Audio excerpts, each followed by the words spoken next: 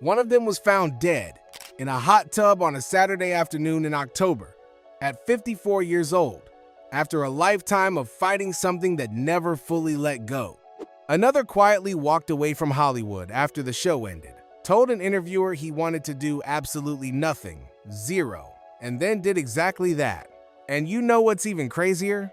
Friends nearly didn't make it past its first season. The pilot aired with a title most people have forgotten. It competed in the most ruthless TV slot of the decade, and the network had no idea what they had. But after it exploded into 52 million viewers for a single episode, it became something television had never seen before. With that kind of fame came pressure, grief, addiction, and loss that some of them are still living with today. Here's what really happened to the 6 people who made it. In 1994, Matt LeBlanc walked onto that set with $11 in his bank account. He was 26 years old. Dark hair, sharp jawline, looked like a soap opera star because that's literally what Joey was. For 12 years, every "how you doing" landed like a punchline and a love letter at the same time. But you know what's even crazier? The spinoff Joey launched in 2004 with 18.6 million viewers and then collapsed. NBC moved it opposite American Idol in season 2, and it was canceled shortly after. It was supposed to be easy. It turned out to be humbling. And when it ended, LeBlanc didn't go looking for the next thing. He took 5 years off television entirely. But here's where it gets really interesting, because when he came back as a joke about himself. He played a fictionalized, washed-up version of Matt LeBlanc in the British comedy episodes and won a Golden Globe doing it. Then Top Gear UK. Then 4 seasons of Man with a Plan, ending in 2020. And after that, he retired. When asked in 2017, he said he wanted to do not a fess, and Thing meant it. In 2026, Matt LeBlanc is 58 years old. Gray-haired, unbothered, collecting vintage cars and earning an estimated $20 million annually from reruns. The contrast between the hungry 6-year-old on that couch and the quietly content 8-year-old at a car show, that's the whole story. Joey Tribbiani wanted nothing complicated. Matt LeBlanc became exactly that man. But while LeBlanc quietly exited, Courteney Cox built something enormous and did it while privately suffering 7 miscarriages and filming birth scenes on the show during the exact years she was living through that grief. In 1994, Courteney Cox was already the most famous person on the Friends set. She'd been in a Bruce Springsteen video, done Family Ties, and was offered Rachel. She asked to play Monica instead. What followed was 10 years of the most driven, most competitive, most desperately loving character on the show, played with a precision that made it look effortless. But you know what's even crazier? Cox was the only friend never nominated for an Emmy. All 5 co-stars received nominations. She did not. The woman arguably carrying the show's emotional backbone season after season never got that recognition, not once. But suddenly something happened because Cox was living through something privately that almost no one knew. 7 miscarriages. I would get pregnant and then lose the baby every time. And it would either be the heartbeat was going too fast or there were some genetic issues. I just couldn't do it. I think that I've doubted myself the entire time. Across the same years, she was filming birth scenes on national television. Her character's dream of motherhood was unfolding on screen while her own was collapsing behind the cameras. She finally gave birth to her daughter Coco in 2004, the same year Friends ended. In 2026, Courteney Cox is 61 years old. She starred in 6 screen films, earned a Golden Globe nomination for Cougar Town, and received her Hollywood Walk of Fame star in February 2023, 8 months before Matthew Perry died. Monica Geller needed to win at everything.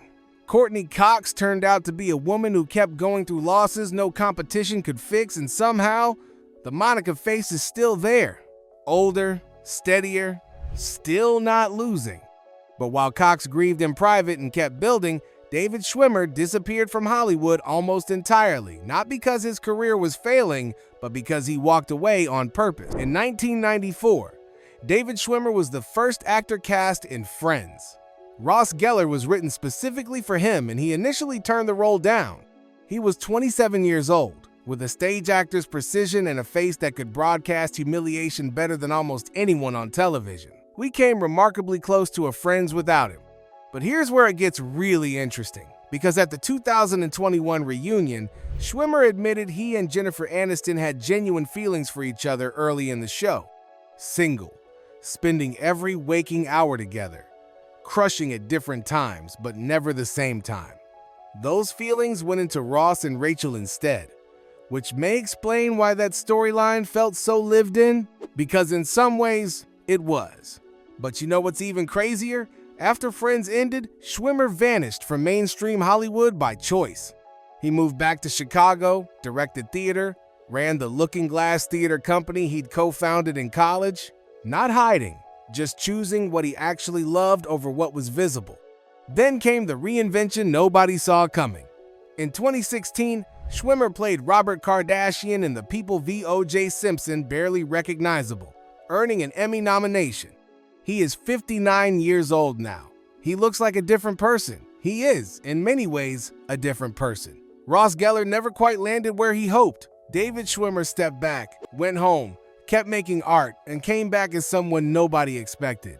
But if Schwimmer found his path by stepping back, Lisa Kudrow was building something completely original, because the woman who played the most lovably eccentric friend turned out to have studied the human brain professionally before she ever made anyone laugh. In 1994, Lisa Kudrow was the last of the 6 cast and the one who came closest to not being cast at all. She was 30 years old.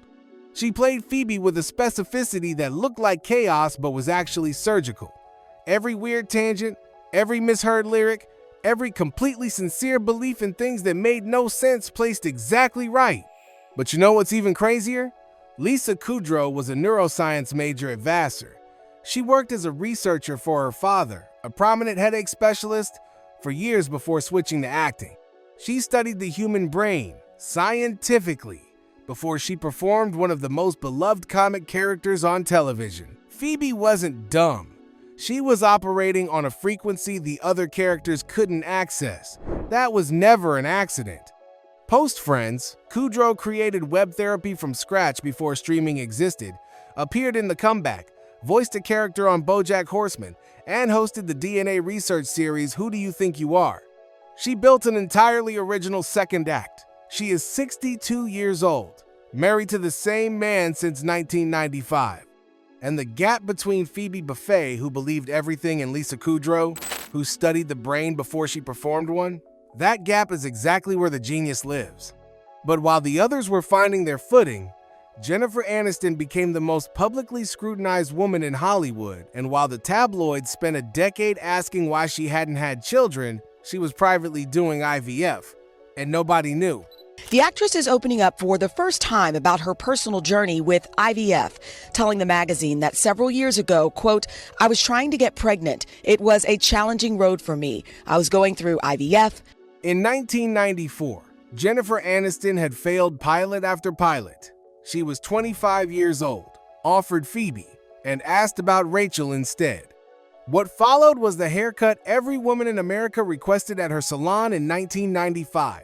A will they, won they that lasted a decade, and a trajectory from television actress to the most photographed woman on the planet. But you know what's even crazier? The public story and the private story were completely different. For a decade, the tabloids asked why she hadn't started a family.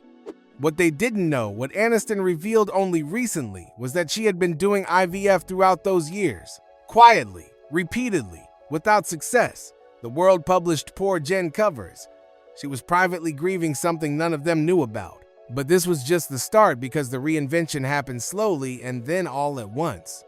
The morning show on Apple TV Plus brought her a Golden Globe nomination and genuine critical respect. She produced it, she drove it.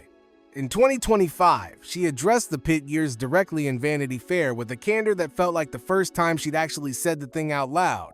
In 2026, Jennifer Aniston is 57 years old.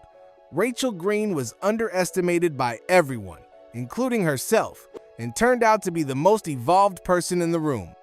The woman then and the woman now are the same person. That's actually the most surprising part. But nothing, not the pit years, not the IVF grief, Not any of it prepared any of them for what happened to Matthew Perry, because on the 28th of October 2023, the funniest man in the apartment was found unresponsive in a hot tub at 54 years old. The shocking news overnight about the death of actor Matthew Perry, the Friends star who famously played Chandler Bing, passing away at 54 years old. In 1994, Matthew Perry was 24 years old and already one of the sharpest comedic minds in the room. Chandler Bing was built for him. The sarcasm, the deflection, the way vulnerability slipped out through a punchline before he could stop it. He had already been drinking since he was 14, and for 12 years, he played that character while something was pulling him under. But you know what's even crazier? Perry has said he doesn't remember large stretches of Friends, seasons 3 through 6, roughly. He was taking up to 55 Vicodin a day at his worst. His weight dropped to 128 pounds. He checked into rehab while the show was still running. Every Thursday night, while this was happening, 30 million people tuned in to watch Chandler Bing be effortlessly funny. They had no idea. But there is more, because in 2013, Perry opened a sober living house in his former Malibu home and advocated for drug courts at the White House. He said he wanted to be remembered for helping people get sober more than anything he'd done as an actor. In 2022, he published a memoir, Friends, Lovers, and the Big Terrible Thing. He wrote that he should be dead. He had survived. He was getting better. Then cut. Because on the 28th of October 2023, Perry was found unresponsive in the hot tub at his Pacific Palisades home.